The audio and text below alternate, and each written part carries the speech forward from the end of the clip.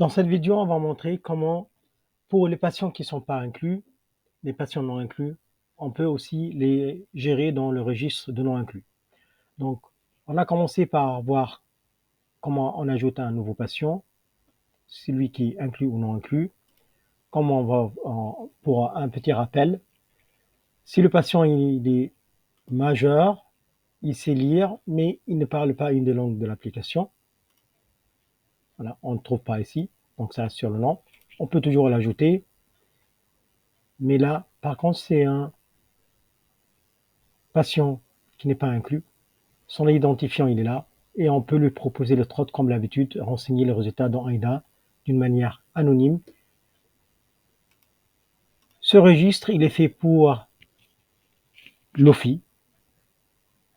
Pour nous, pour la recherche, on ne va pas recueillir ces informations parce qu'on ne va pas l'avoir.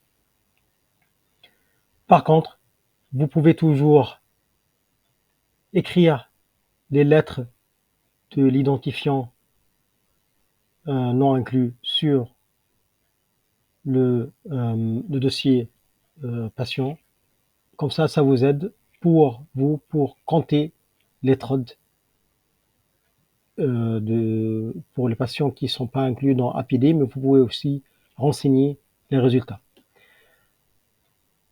Le registre de patients non inclus se présente comme ça.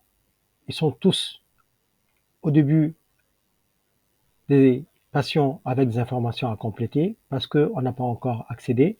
Et donc, quand on clique pour accès détails, par contre, voilà, il faut proposer, pour pouvoir rentrer ces informations, il faut proposer le résultat, proposer le TROD, pardon.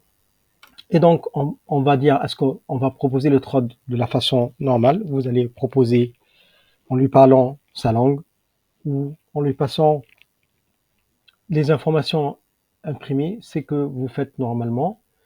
Est-ce que vous avez proposé oui ou non? Est-ce qu'il a accepté ou non? Disons que ce patient n'a pas accepté, donc on enregistre, on peut enregistrer les raisons. Et donc vous voyez ce patient-là, il est transformé en complet. Et vous allez voir sur le registre, par contre, il n'y a pas un accès aux fiches complètes, puisque c'est un patient non inclus, il n'a pas de fiche complète. Vous avez juste ce registre, une petite forme un peu en résumé. Le statut TROD a été proposé, mais n'est pas accepté. Vous pouvez toujours le changer si vous voulez,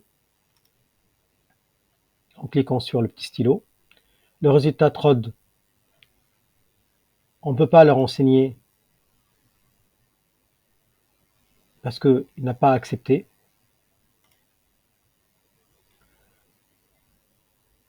Le TROD était proposé et le motif de refus, comme on avait cliqué ici, pas préparé au manque du temps.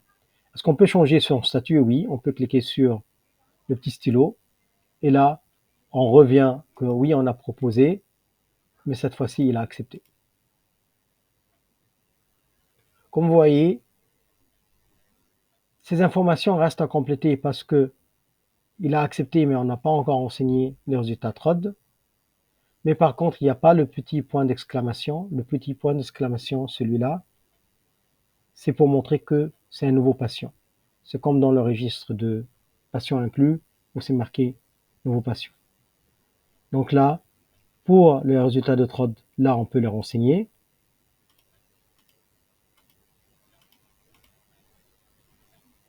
Et vous avez que les patients non inclus là, dans ce registre, voilà, vous avez les informations. Si on revient vers les TROD réalisés, on peut voir ici qu'ils sont maintenant 5. Donc ce compteur de tests de TROD réalisés, il fait une addition de tous les tests de TROD réalisés dans le centre, que ce soit pour les patients APD ou les patients non inclus. Voilà, un autre patient, on a dit que pour celui-là, on veut ajouter les raisons de non-proposition. C'est pour ajouter les raisons de non-proposition. Donc un patient qu'on n'a pas proposé, on peut toujours rajouter les raisons de non-proposition. Et vous l'avez ici. C'était pas proposé, donc accepter point d'exclamation parce que c'est pas applicable. Et le motif de refus, le motif de non-proposition, ils sont marqués ici. Et bien sûr, il n'y a pas de motif de refus, c'est marqué non proposé et il n'y a pas de résultat de trot. On ne peut pas cliquer dessus pour le changer. Pas, voilà. Par contre, si jamais on veut changer encore une fois son statut, on peut revenir ici, on dit oui, non, mais là, cette fois-ci, on a proposé, on a pensé qu'on a le temps pour proposer, et voilà. Donc là, c'est à compléter.